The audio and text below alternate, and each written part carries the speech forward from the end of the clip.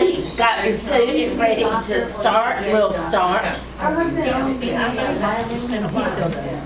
He does. What is his name? He wrote, somebody asked me one day. Jody. Jody something and I don't know. Yeah. I don't know what you know that right here. Jody. And her name was Catherine, and she was the doctor at the medical center. She's the doctor. All right, Miss Ann. We're ready. Okay, I came to Jeffrey's book review last month, and he did his favorite books, and so many of us who were in the audience that day liked that format, and he and I were talking about it, and he said, well, will you do one in February? So I said, okay, I got one together. My reading tastes are pretty eclectic.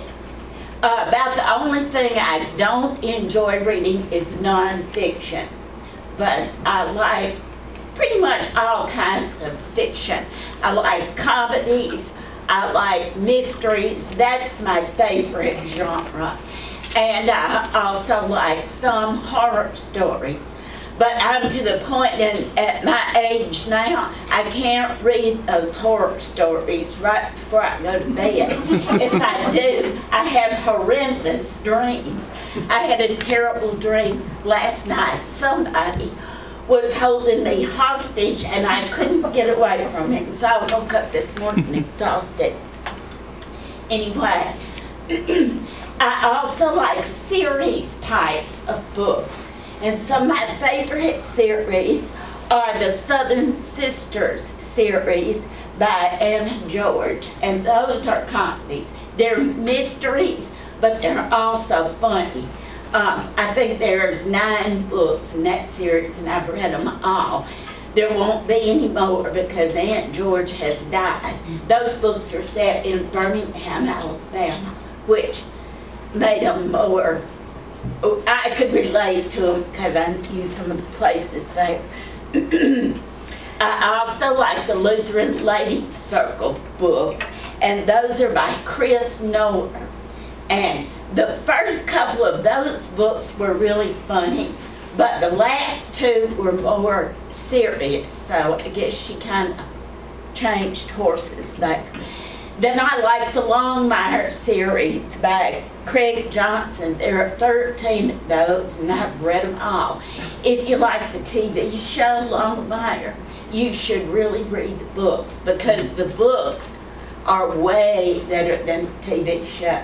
And the TV show is wonderful. And the books that I'm going to talk about today is the Anna Pigeon series by Nevada Barr. My voice is not going to hold out. I might say this too.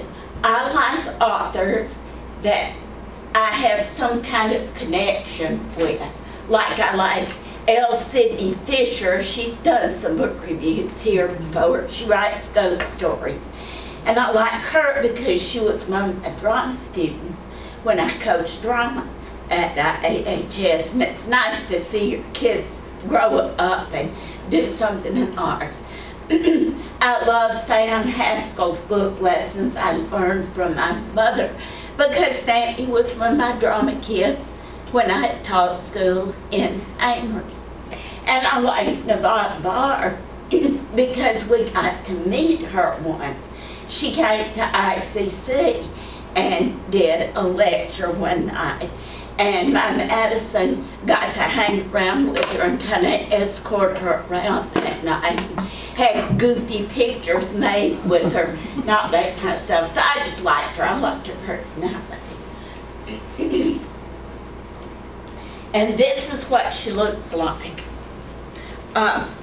This is what she says about her writing, and I'm just going to read it if I can.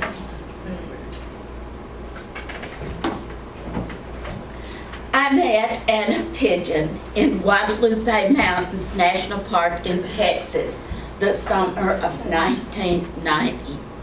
It was my second season with the Park Service, and I was working as a law enforcement ranger there. See, Nevada Barr actually worked as a park ranger in a lot of these parks she writes about. Before that, I had written 4 novels, 2 not too bad, 1 even got published. With Anna, I experienced what minor miracle writers talk about. I found my voice. With the creation of the Anna Pigeon character, I began writing close to the bone, mixing a great deal of myself into my people, places, and things. Writing became a joy, a blessing. It all made sense. In 1995, I retired from the Park Service to devote myself to writing full-time. Well, not full-time. There's a great deal of goofing off required of retired government workers.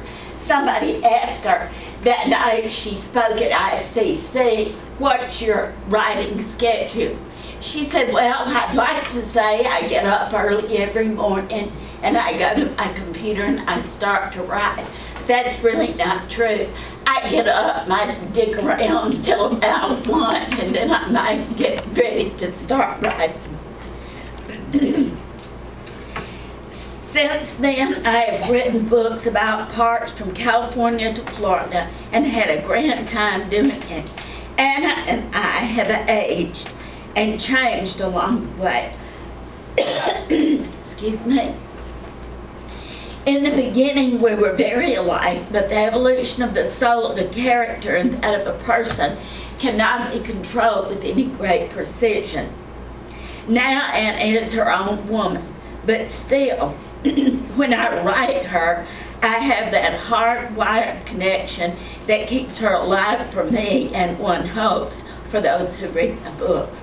In each book, I've tried to find a new challenge for the both of us, a situation unexplored, an emotional world I've not yet touched, a writing style I've always admired. Okay, the first of her books is The Track of the Cat. This was not the first of her books I read. One of her, I believe Hard Truth, I'll talk about it in a minute, was the first book I read. But I liked her so much, and especially after I met her at ICC, I wanted to read all her books, so I started back at the first. This book is about, as Anna was patrolling the remote West Texas backcountry, her first job as a National Park Ranger is marred by the violence she thought she had left behind, the brutal death of a fellow ranger. When the cause of death is chalked up to a mountain lion attack, Anna's rage knows no bounds. Of course, everybody's out to kill all the mountain lions, get the mountain lions out of the park. And she certainly didn't want to see that happen. It's up to her to save the protected cats from the politics and prejudices of the locals and prove that the kill was the work of a species far less rare. Okay, her second book is A Superior Death. A Superior Death takes place on Isle Royale National Park in Lake Superior, Michigan. Anna is adjusting to the cool dam of Lake Superior and the spirits and lower of the northern Midwest. But when a routine application for a diving permit reveals a grisly underwater murder, Anna finds herself 260 feet below the forbidding surface of the lake, searching for the connection between a drowned man and an age-old cargo ship. What was supposed to be just a routine dive so she could get her diver's license. When she dived down where its cargo ship was, she found a body inside the ship. Written with a naturalist feel for the wilderness and a keen understanding of characters who thrive in extreme conditions, A Superior Death is a passionate, atmospheric page-turner. The next one is Ill Wind. This is at Mesa Verde National Park in Colorado. And this one means more to me now because I've been there. She describes the, and I say villages that the prehistoric Indians had carved in the side of this mountain. And Mike and I actually got to go down to the kind of the valley of the mountain floor. Then we had to climb up, I think it was a 40-foot ladder up to the little houses, and we explored the houses, and they were just as she described them in this book. In it, visitors to Mesa Verde have been bringing home more than photos. They're also carrying a strange, deadly disease. And once it strikes, park ranger Anna Pigeon must find the very human source of the evil wind. Okay, the next one is Firestorm. It takes place in Lassen Volcanic National Park. A raging forest fire in California's Lassen Volcanic National Park traps exhausted firefighters, including Ranger Anna Pigeon, in its midst. Afterward, Anna finds 2 from her group have been killed, one a victim of the flames, the other stabbed through the heart. Now, as a rampaging winter storm descends, cutting the survivors off from civilization, Anna must uncover the murderer in their midst. Endangered species. This takes place in the Cumberland Island National Seashore off the coast of Georgia. With the crash of the drug interdiction plane on an isolated Georgia island, an accident or sabotage, Park Ranger Anna Pigeon investigates.